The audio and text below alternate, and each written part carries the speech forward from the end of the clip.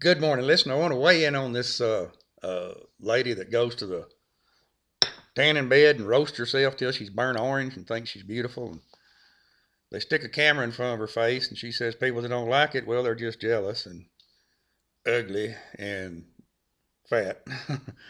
uh, I've given this a lot of thought. This is a serious subject, and I've drank near a full cup of coffee thinking about this. So this has had a lot of thought put into it.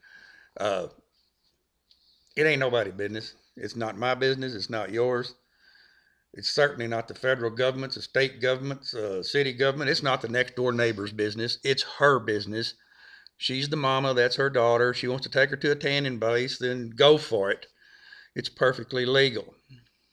Ooh, people don't like that. Think about this. Uh, what made this such a big story to start with? I mean, how desperate is the media for something to talk about? If they want to just find a story to talk about, why don't they go to the airport and talk to soldiers coming home for a few days? Give us some good news.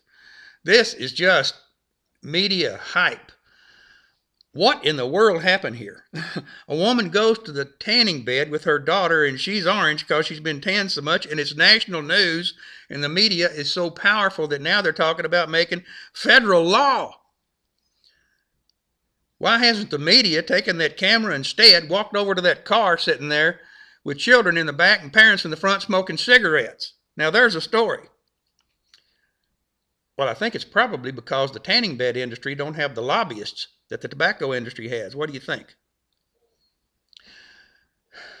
The secondhand smoke thing, I have personal experience with that because several years ago I had bladder cancer. I was the first patient that my surgeon had ever had, the urologist, with bladder cancer that was a non-smoker. I have never smoked, and he said, you got it from secondhand smoke. Either that or you've worked with toxic chemicals for years, and I never have, of course. So there's no question where it come from. My parents smoked. There was four of us boys, and we'd be in the back seat, our parents in the front seat, just blowing them cigarette smoke all over us. You know, that's just the way it was back then, and still is.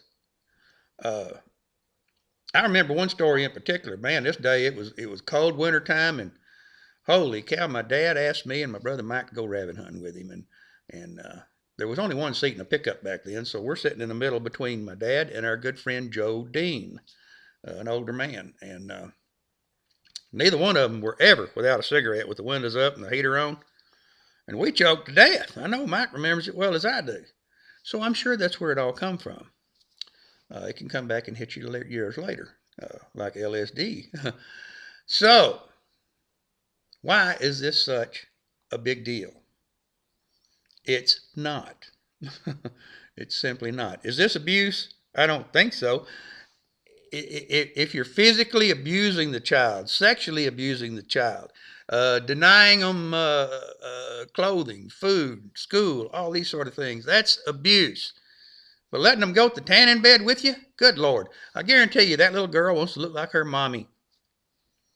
Now that's goofy, but that's what we parents do, is we pass on our traits to our children.